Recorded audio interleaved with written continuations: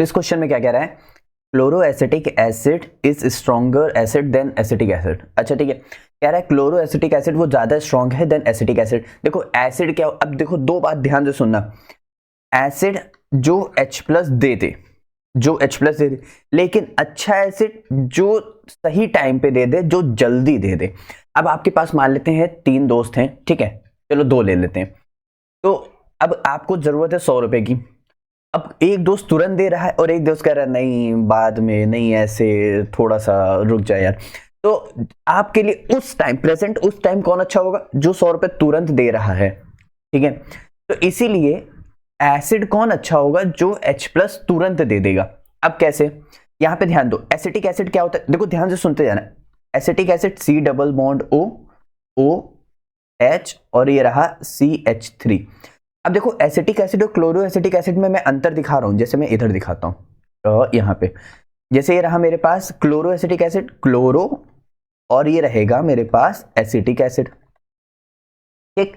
अब सिर्फ acetic acid बना है तो यहां पे रहा CH3, यहां पे रहा C डबल बॉन्ड O, यहां पे रहा O, यहां पे रहा H, ठीक है। अगर मैं यहां पे इसको 2 और यहां पे H कर दूं तो देखो दोनों में सिर्फ H और Cl का ही अंतर है, ठीक है। H क्या करता है, H प्लस इंडक्टिव इफेक्ट देता है। अच्छा यहां पे क्या है, यहां पे क्या है, अगर ये है माइनस तो ये है प्लस, ये है माइनस तो ये है प्लस, प्लस वाला माइनस के साथ अट्रैक्ट है, लेकिन अगर इसको अगर हम बॉन्ड यहां पे ब्रेक कराएं तो ये माइनस वाला प्लस वाले को वापस से अट्रैक्ट कर लेगा। लेकिन अगर ये माइनस वाला कहीं बिजी हो जाए, कहां बिजी होगा, रेजोनेंस में बिजी होगा, ये यहां जाएगा, फिर ये बॉन्ड यहां पे आएगा, फिर यहां पे आएगा।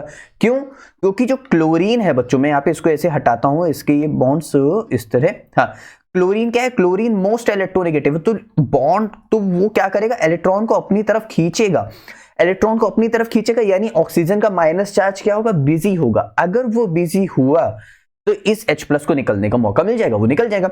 लेकिन यहां पे तो कुछ ऐसा है नहीं, यहां पे क्या है, हमारे पास मिथाइल ग्रुप है, वो तो और प्लस इंडक्टिव इफेक्ट है, ये कहता है भाई लो और लो, ये आया ही है दान करने के लिए, इसके पास सिर्फ इसको दान करना है, इसको सिर्फ देना है, तो इसको H प्लस निकलने का मौका नहीं मिलेगा उतना अच्छा जितना इसको मिलेगा। तो एसिड कौन अच्छा होगा, क्लोरोएसिटिक एसिड। क्यों, due to minus I effect. भाई क्लोरीन अपनी तरफ इलेक्ट्रॉन खींच रहा है, विड्रॉ कर रहा है, चार्ज ले रहा है, माइनस चार्ज किसकी मदद से, इंडक्टिव इफेक्ट की मदद से, तो कौन सा होगा, माइनस आई इफेक्ट। समझ आया, ठीक है। अब कुछ थ्योरी देख लेते हैं कि आप लोग एग्जाम में भी कैसे लिखोगे। तो जो क्लोरोएसिटिक एसिड है, मैंने आपको फॉर्मूला दिखाया, इज स्ट्रॉन्गर एसिड देन, ठीक है, due to the presence of electronegativity of chlorine atom. Chlorine atom most strong होने की वजह से in chloroacetic acid the chlorine atom exerts a strong minus I effect, means electron withdrawing group, अपनी तरफ खींच रहा है, तो इलेक्ट्रॉन विड्रॉ कर रहा है, which stabilize the conjugate base। अच्छा conjugate base, अरे कैसे stabilize का मतलब, conjugate base का मतलब यहाँ पे मैं बता देता हूँ, यहाँ पे इसका H हटा दो इस तरह, तो यहाँ पे हमारे पास जो बचेगा ना वो उसका conjugate base हो जाए, क्योंकि H निकल गया, ठीक है।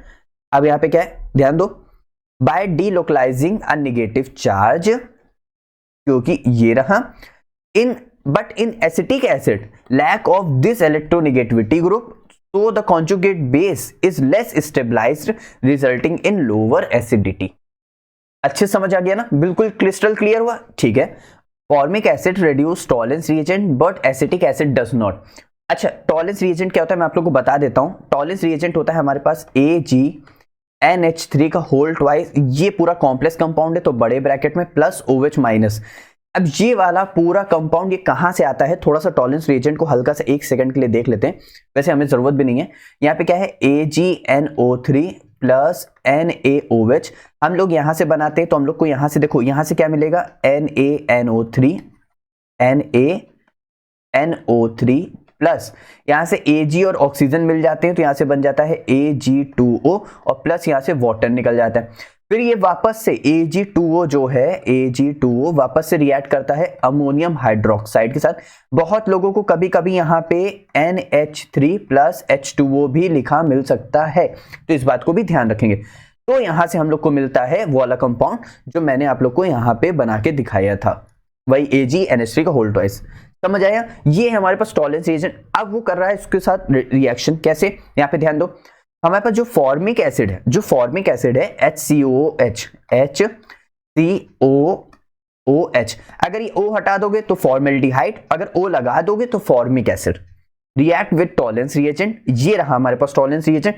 कहां से आया था मैंने आप लोग को बताया, and is oxidise to CO2, मतलब क्या करेगा यहां से CO2 गैस निकाल देगा इस तरह। CO2 ऑक्सीडाइज कर रहा है, इसका मतलब चार्ज क्या कर रहा होगा, बढ़ा रहा होगा, खुद रिड्यूस हो रहा है। File silver ion Ag plus are reduced, इसमें Ag में। अब कैसे, और पूरी रिएक्शन देख लेते हैं। रिएक्शन बेसिकली तुम्हें रटने की जरूरत नहीं है, तुम्हें सिर्फ टॉलेंस रिएजेंट ध्यान रखना है, इतना पूरा।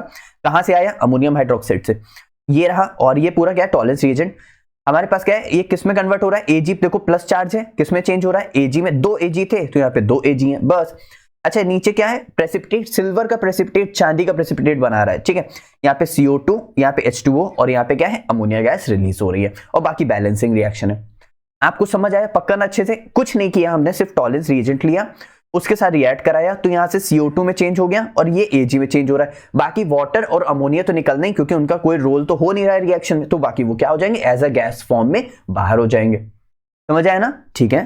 तो acetic acid does not have CHO group यानी एल्डिहाइड ग्रुप, तो रिएक्शन अकर्स, मतलब so no reaction occurs, reaction आगे प्रोसीड ही नहीं होगी, ठीक है। आओ, अच्छा एक टर्म आप लोग के माइंड में आया क्या यहाँ पे, यहां पे लिखा है एसिड और ये कह रहा है CHO ग्रुप नहीं है, ऐसा कैसे, ये तो कुछ कैच नहीं किया।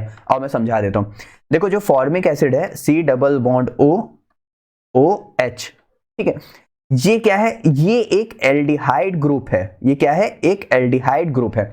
इस एल्डिहाइड ग्रुप होने की मदद से ये रिएक्ट कर पा रहा है। और एसिटिक एसिड के पास क्या है, ये COOH ग्रुप है, क्या है, ये COOH ग्रुप है, जिसकी वजह से वो रिएक्ट नहीं कर पा रहा है। तो इसीलिए फॉर्मिक एसिड रिएक्ट कर पा रहा है, क्योंकि वो एल्डिहाइड ग्रुप शो कर रहा है।